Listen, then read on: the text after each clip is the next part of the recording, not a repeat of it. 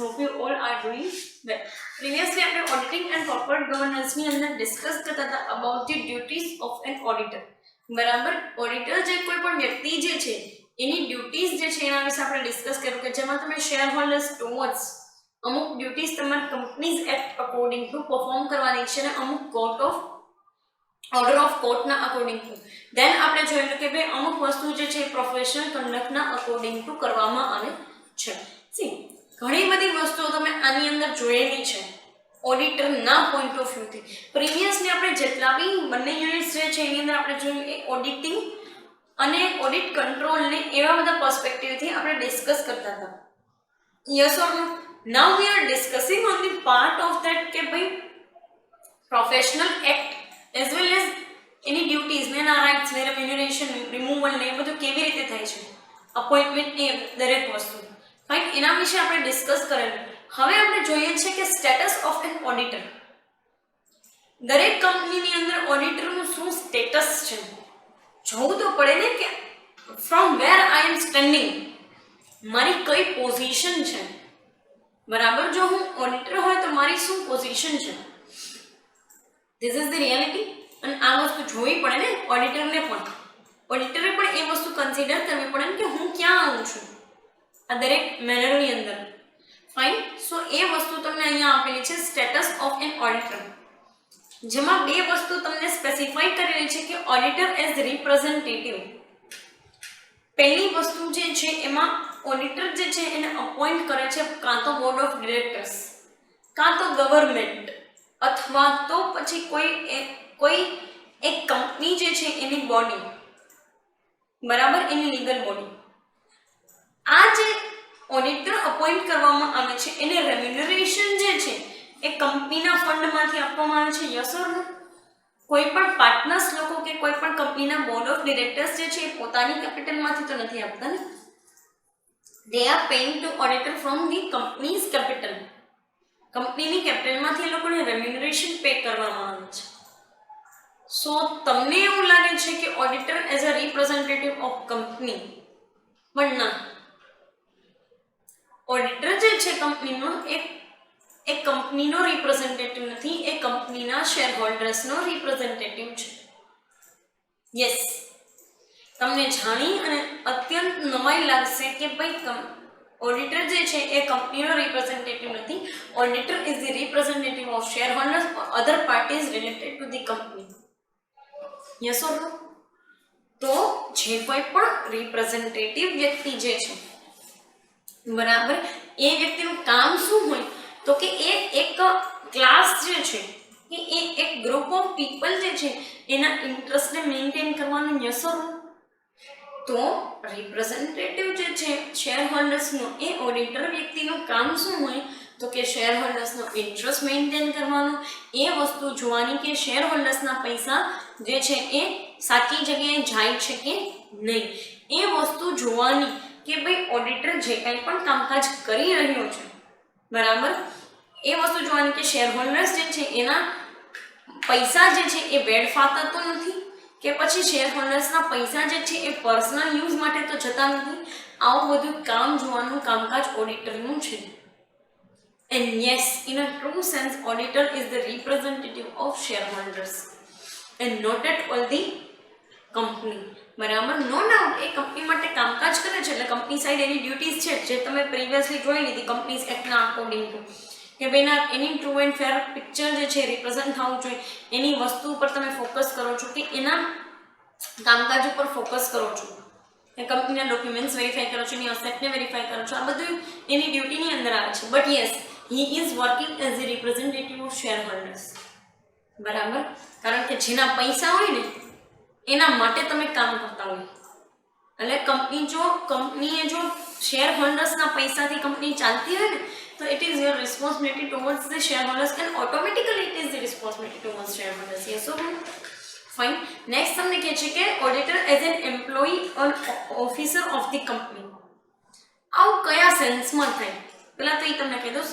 Companies act section number 2 subsection 1 જે છે એવું કહે છે કે auditor can be considered as an officer of the company in which and when કયા કેસીસની અંદર જે છે એને તમે ઓફિસર તરીકે જોઈ શકો છો. તો સી જ્યારે બી લિક્વિડેશન થાય ને ત્યારે કંપની જે છે એનું દરેક વસ્તુ માની લો કે એને રિલેટેડ દરેક વસ્તુ જે છે કોર્ટના હાથમાં પહોંચી જાય in case of compulsory winding up or in case of compulsory લિક્વિડેશન.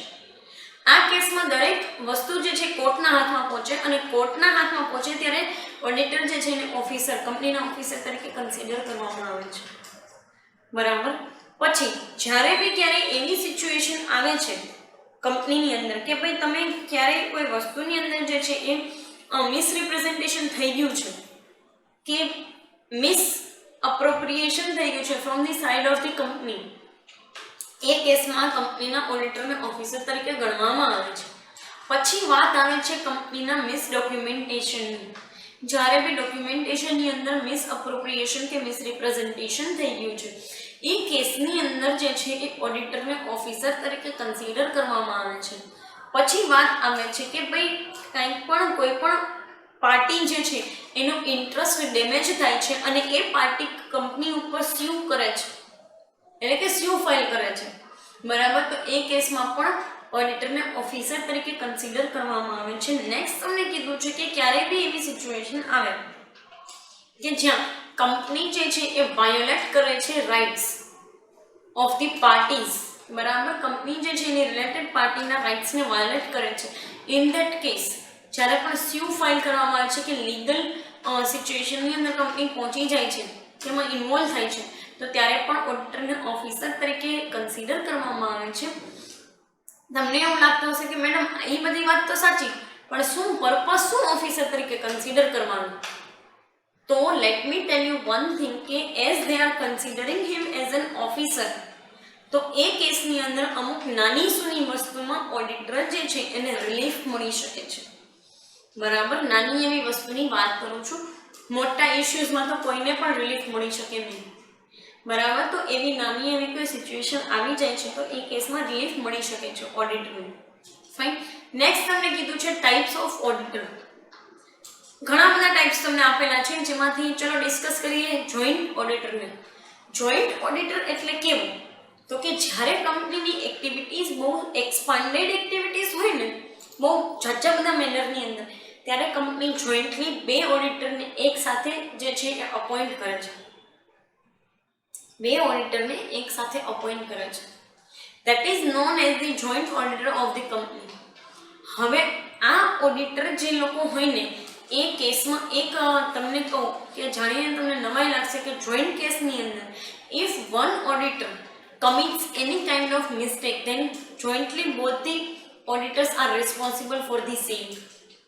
એટલે કે હું અને મારી સાથે મારી કોઈ ફ્રેન્ડ છે, અમે બંને જે છે એ જોઈન્ટ ઓડિટર તરીકે એક કોઈ કંપની સાથે જોડાયેલા છે.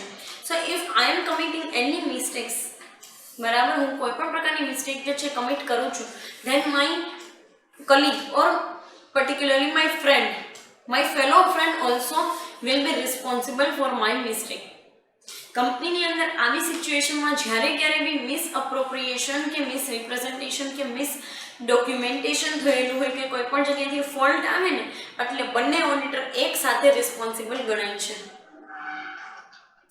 પછી આમાંથી કોઈ નીકળી શકે નહીં. કોઈ પણ વ્યક્તિ એમ ન કહી શકે કે ભાઈ હું આમાં નહોતો કે હું આમાં નહોતી, આ મેં કરેલું ટાસ્ક નથી. કોઝ તમે જ્યારે જોઈન્ટ ઓડિટર તરીકે અપોઇન્ટ થવાના હોય ને ત્યારે એ લોકો તમને રિટર્નની અંદર તમારી જે છે વિશેષ પૂછે, રિટર્નની અંદર તમારી જે વિલિંગનેસ મંગાવે છે, યસ ઓર નો, અને તમે રિટર્નની અંદર વિલિંગનેસ આપો પણ છો. જેમાં ટર્મ્સ એન્ડ કન્ડિશન્સ લખેલી જ હોય છે, સ્પેસિફાઈ કરેલી હોય છે કે yes we are joining as an joint auditor, અને જોઈન્ટ ઓડિટર તરીકે અમે જોઈન થયા પછી માર્કેટની અંદર જે છે એ જે કાંઈ પણ ભૂલ થશે એમાં અમે બંને રિસ્પોન્સિબલ રહેશે. ફાઇન. સો એ પર્પઝથી જોઈન્ટ ઓડિટર આપ્યું છે. આવું યુઝ્યુઅલી કંપની ત્યારે જ કરતી હોય છે કે જ્યારે કંપનીને જરૂરિયાત પડે છે એની હ્યુજ એક્સપાન્ડેડ એક્ટિવિટીને મેન્ટેન કરવાની. ફાઇન. નેક્સ્ટ તમને કીધું છે બ્રાન્ચ ઓડિટર. એમાં પહેલું તમને એવું કીધું છે કે various branches are divided in India. હવે સીસીડી જે છે, કેફે કોફી ડે જે છે, એની બ્રાન્ચીસ આખા ઇન્ડિયાની અંદર કેટલી બધી જગ્યાએ ડિવાઇડેડ છે. ચટકાઝ લઈ લો કે સીસીડી લઈ લો કે પછી બીજી કોઈ બિગ બ્રાન્ડ લઈ લો, મેરિયટ હોટલ લઈ લો કે તાજ લઈ લો, ઓબેરો લઈ લો, આ બધી હોટલ્સ, રેસ્ટોરન્ટ્સ, કેફેઝ એ બધા જે છે એની બ્રાન્ચીસ જે છે આખા ઇન્ડિયાની અંદર ડિવાઇડેડ છે, યસ ઓર નો? આ કેસની અંદર થાય કેવું તો કે તમે અલગ અલગ બ્રાન્ચ માટે જે છે એ પહેલાં તો એક હોલ્ડિંગ કંપની માટે જે છે એ એક ઓડિટરને અપોઇન્ટ કરી શકો છો, અને બીજા કેસની અંદર બ્રાન્ચીસ માટે કેવું હોય તો કે એક વ્યક્તિ કે જે અંડર સેક્શન 226 સર્ટેન ક્વોલિફિકેશન ધરાવે છે, બરાબર, પછી એ વ્યક્તિ કદાચ ઇન્ટરનો સ્ટુડન્ટ પણ હોય કે ફાઇનલનો સ્ટુડન્ટ પણ હોઈ શકે છે, કે પછી ચાર્ટર્ડ એકાઉન્ટન્ટ પોતે પણ હોઈ શકે છે કે જે ઇનિશિયલી પોતાની પ્રેક્ટિસ સ્ટાર્ટ કરવા માંગે છે, બરાબર. તો એ કોઈ પણ વ્યક્તિ જે છે એ under section 226 of the chartered accountants of India act, બરાબર, એ વ્યક્તિ જે છે એને તમે અપોઇન્ટ કરી શકો છો, બરાબર. Companies act as well as chartered accountant of ઇન્ડિયાના એક્ટના તહેત તમે એ વ્યક્તિને અપોઇન્ટ કરી શકો છો એઝ એન બ્રાન્ચ ઓડિટર, એટલે કે તમારી બ્રાન્ચીસ માટે એ ઓડિટિંગનું કામકાજ કરી આપે તમને, બરાબર. સો એક વ્યક્તિ હોલ્ડિંગ કંપની માટે and another one is for the branches. Next આપણે કીધું છે for the audit of branches in abroad, બરાબર. જેમ કે અત્યારે તમે જુઓ છો કે ભાઈ અહીંની કોઈ કંપની બહારના કન્ટ્રીની અંદર હોય કે પછી બહારની કોઈ કંપની છે કે સ્ટારબક્સ ને ડોમિનોઝ, બરાબર, Starbucks, Domino's as well as pizza ને જે કોઈ બી કંપનીઝ જે છે એ બહારના માર્કેટની કંપની અહીંયા હોય તો અહીંયા એની ઘણી બધી બ્રાન્ચીસ હોય, બરાબર. એ બ્રાન્ચીસ જે છે એનું મેનેજમેન્ટ કરવા માટેની જરૂરિયાત પડે, યસ ઓર નો? કે પછી આપણી કોઈ કંપની બહારની કન્ટ્રીની અંદર ડિસાઇડ કરે છે કે ત્યાં ઓપન થાય છે તો એની બ્રાન્ચ ઓડિટર્સની જરૂરિયાત પડશે, તો ત્રણ ક્વોલિફિકેશન હોવી જોઈએ particularly to be appointed as an branch auditor, બરાબર. અને કઈ ત્રણ ક્વોલિફિકેશન તો કે ભાઈ પહેલા તો ઈ ચાર્ટર્ડ અકાઉન્ટન્ટ હોવો જોઈએ, સેકન્ડ ટર્મની અંદર section number 226 of companies act એ વ્યક્તિ એલિજિબલ હોવો જોઈએ, એની પાસે એ બી સર્ટન ક્વોલિટી હોવી જોઈએ, and for the third perspective એ વ્યક્તિ પાસે ફોરેનના રૂલ્સ રેગ્યુલેશન્સ અકોર્ડિંગ ટુ પણ અમુક ક્વોલિફિકેશન્સ હોવી જોઈએ, then and then only he can be appointed as an branch auditor in abroad, બરાબર. સો એ કેસની અંદર તમને આપેલું છે, જાદુ કઈ રોકેટ સાયન્સ નથી, ખાલી ક્વોલિફિકેશન્સ જે છે તમે જોઈ લેશો તો you will get sum or the other ideas. Next તમને કીધું છે સ્પેશિયલ ઓડિટર. સ્પેશિયલ ઓડિટર એનું ધ નેમ ઇટસેલ્ફ સજેસ્ટ કે સ્પેશિયલ ઓડિટર એટલે કે સ્પેસિફિક પર્પઝ માટે જ એને અપોઇન્ટ કરવામાં આવેલા હશે, yes. whenever your full time appointed auditor is not able to recognize one or the other things or certain misrepresentations or misappropriations, એ કેસની અંદર ફરી પાછું કોઈ એક સ્પેશિયલ ઓડિટરને બોલાવવામાં આવે છે for the purpose of special inspection, બરાબર. જેને બીજા નામ તરીકે સ્પેશિયલ ઇન્સ્પેક્ટર તરીકે પણ આ લોકો કહે છે as well as special auditor તરીકે. આ વ્યક્તિ જે છે એનું કામકાજ શું હોય તો કે ખાલી અને ખાલી ફૂલ ટાઈમ અપોઇન્ટેડ ઓડિટર સાથે બેસી અને દરેક ડોક્યુમેન્ટ્સ જે છે એને ફરી પાછા જે છે એ જોવાનું, એને ફરી પાછા વેરીફાઈ કરવાનું, બરાબર. અને ઇન ધેટ કેસ જો બંને ઓડિટર ભેગા થઈને કોઈ પણ મિસરિપ્રેઝન્ટેશન જે થયેલું હતું પ્રીવિયસલી કે કોઈ પણ લોકોએ ભેગા થઈને મિસઅપ્રોપ્રિએશન કરેલું છે કે ફ્રોડ કરેલું છે તો તરત બંને ભેગા થઈને બહાર લાવી શકે એમ છે, બરાબર. સો એ કેસમાં સ્પેશિયલ ઓડિટર્સ જે છે એને અપોઇન્ટ કરવામાં આવતા હોય, કાંઈ પણ રોકેટ સાયન્સ નથી, બહુ નોર્મલ એવી વસ્તુ છે. અને આઈ થિંક આ વસ્તુ આપણે પ્રીવિયસલી બી ડિસ્કસ કરેલી હતી, બરાબર, જ્યારે આપણે ડ્યુટીઝના પાર્ટ તરીકે જોતા કે ભાઈ ફૂલ ટાઈમ ઓડિટરનું કામ છે સ્પેશિયલ ઓડિટરને સપોર્ટ કરવું, ફાઇન. સો એ કેસની અંદર આપણે છે. નેક્સ્ટ આપણે છે કોસ્ટ ઓડિટર. કોસ્ટ ઓડિટરને તમે બધા લોકો જાણો છો, પર્ટિક્યુલરલી કોસ્ટિંગના પર્સપેક્ટિવથી જે વ્યક્તિને કોસ્ટ ઓડિટિંગના પર્સપેક્ટિવથી અપોઇન્ટ કરવામાં આવે છે two watch out the cost of the company, બરાબર. કે જ્યાં એ કોસ્ટ કંટ્રોલ, એને રિલેટેડ ડોક્યુમેન્ટ્સ, એને related statements, reconciliation statement, initial cost statement, after certain type of joint expenses costing જે છે એના પેરામીટર્સને જોવે, એના ડોક્યુમેન્ટેશનને જોવે, એકચ્યુઅલ વેની અંદર જે છે એ વસ્તુ જોવે કે આ ટ્રાન્ઝેક્શન્સ થયેલા છે કે નહીં, ફાઇન. સો એ બધું કામકાજ જે છે એ કોસ્ટ ઓડિટરનું હોય છે ને એ પર્સપેક્ટિવથી જ એ પર્પઝથી જ એ કોસ્ટ ઓડિટરને જે છે એ કંપનીની અંદર અપોઇન્ટ કરવામાં આવેલું હોય છે. ફાઇન.